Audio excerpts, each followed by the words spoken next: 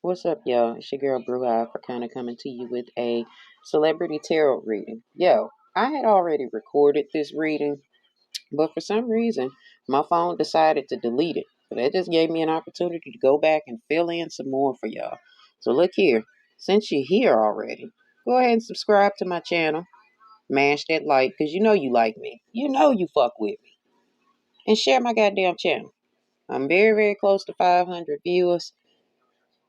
I know that don't mean a lot to a lot of y'all, but damn it, it means a lot to me. And I would like to get some more. Also, speaking of celebrity readings, if you want me to read somebody, jump in these comments. Let's be nosy together. Jump in the comments. Come to me. Come on. Come on. Tell me who you want me to read next. Anyway, speaking of celebrity readings, who are we doing? We're talking about Lori Harvey and Michael B. Jordan, girl. Yes, girl. You know, you heard about their breakup going on. But to those of you who are celebrating, you know, put your motherfucking celebratory tools away, because they very much so balance each other. And although they did break up, they are going to get back together. This is something very, very temporary according to their cards. And it's something that can be fixed. I don't dislike either of them. I like Lori and I like Michael. I think that they are a very attractive couple. I think that they really do balance each other. Um, Aside from their age difference, that 10-year age gap, I don't see a issue with their relationship. I don't know. I think that people shouldn't really date people that are that much older than them. But you know, you do what you do. Love is love, however you find it. But I think that a lot of what happened with their breakup was a stupid conversation that happened that kind of threw them out of balance with one another. Because and a Capricorn and an Aquarius is actually, y'all, a very, very good match. And they're very, very matched with each other, which is why the Libra influence showed up with those Libra scales, with those with the Justice card. They're balancing each other. Michael's cool air maybe blows coolness on Lori's water. You know, she's a Pisces moon. That's what I mean by when I'm talking about water. Although Pisces are eccentric, but I like Pisces. And you would expect her, being a Pisces moon, to be the one that is overly emotional in the situation, but it's not. It's actually Michael.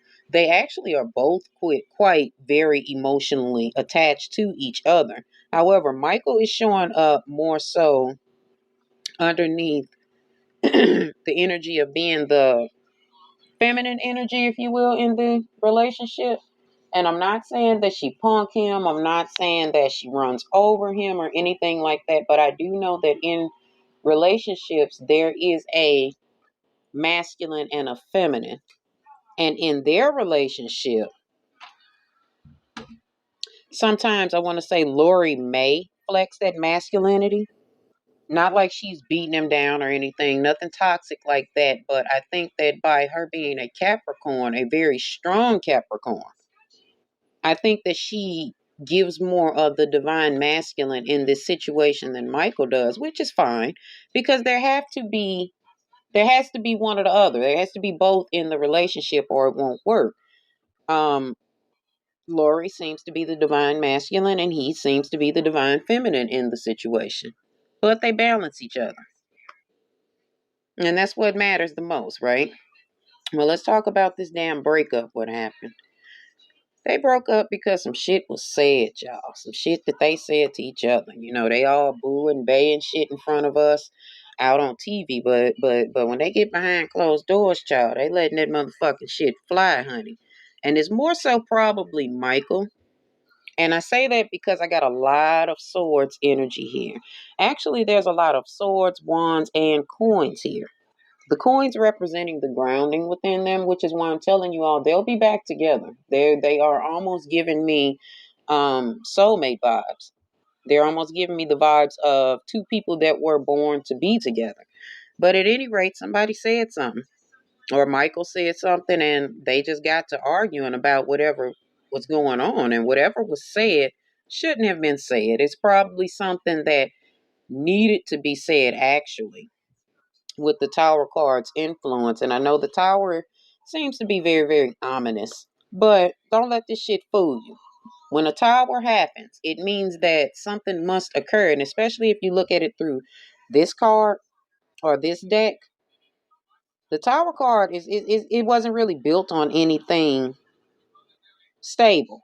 It's standing on top. Here's a water tower sitting on top of what looks like to be a wooden apparatus. And there are things that are in the belly of the apparatus. So there were some things that were building up in this year and a half that should have probably been said prior to them fighting. Or it may have been said and Lori might not have listened. You know, you Capricorns, y'all kind of hard headed than a motherfucker and you can't tell y'all shit.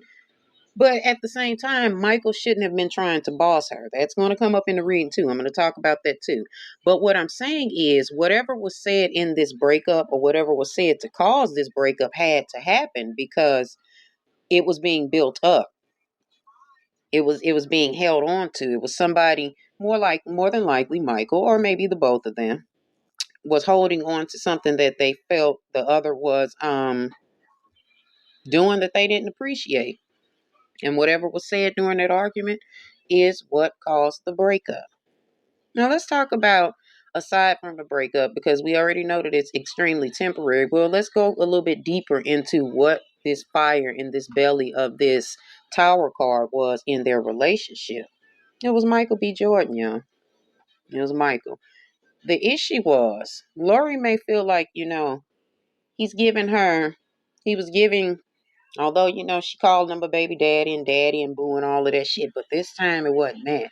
He's giving her daddy's energy. Whatever he was doing was reminiscent of Steve Harvey. And she like, nah, maybe it's that always needing to preach or always got some shit to say. I love Steve Harvey, but baby, he always got some shit to say. Michael B. Jordan picked up on that. He started running his mouth telling her, you gonna do this and you gonna do that or what she didn't need to do. And she felt like, yo, this nigga trying to manipulate or control me. Which one is it? Not like she didn't trust him, but she feels like he's trying to manipulate his position in her life. Like he was falling back into acting like a fucking daddy and being judgmental and shit. And Lori like, look, I'm too young for this shit. Not only am I too young, I'm an established woman myself. I don't necessarily need you. I want you, but I need you. And that took Michael over the edge. And this is probably something that he has been holding on to, like I said, for a while. Some type of emotional hang up, something that he could not let go of. With the moon card influencing the Queen of Swords, that is Lori. Remember, I told y'all that she is a Pisces moon. Michael B. Jordan is a Cancer moon. And here he is being controlling. Know that the Chariot card is a beautiful card at any rate.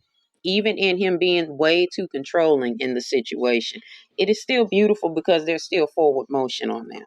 But anyway, Lori's feeling like, yo, you doing too fucking much. And she like, maybe I have to put him in timeout for a minute because it's almost like it's giving that he was accusing her of things that was he was thinking about maybe she's doing this, and the third giving himself, them headaches and them heartaches, worrying and shit, talking about, oh, I wonder what she's doing. I wonder what she's lying. It seems like Michael does a lot of accusing. He thinks that or maybe he had thoughts that she was going to play him. And it's not like, Lori has given him a reason to think that. She's not out here seeking options. She's clearly aware that they match each other. Let me put it like that. But she just has that, that in her, honey. She just want that little bit of attention, or she want to go party with her friends without him a lot. Michael don't appreciate that, and that's what helped lead to the breakup. Him not giving her adequate space while in this relationship. But oh, sure shit stinks, honey. She gonna spin that block. They gonna both spin that block and go back to one another. Although, let me go back. Although Lori really wishes that Michael would stop this behavior, but she's going to go back. He's going to go back to her. This is just part of their process, y'all. They're still in that for that year and a half. I say you don't know somebody until you've been with them for 2 years. 2 full years, that is. So they haven't even been together long enough to really, really, really know each other. And I mean, you don't really know a person, but in a year and a half, you don't know. And not only that, they're still both kind of childish in their approach to relationships. However, although they didn't like the shit that was said and they done did shit to each other, y'all better believe Michael B. Jordan gonna go back and get his fish. He gonna go get his Pisces moon. Please believe that. And she's all for it. She gonna ride right off with her boyfriend. I was gonna give away the end of the reading, but again, because she's very much in tune with what's going on with this situation. She knows that there's the potential to grow this situation from just boyfriend and girlfriend. And universe feels so too, y'all. They still have a lot of depth to this relationship, and it is definitely giving us marriage. It is definitely giving us relationship. It's going to give us, they're going to get back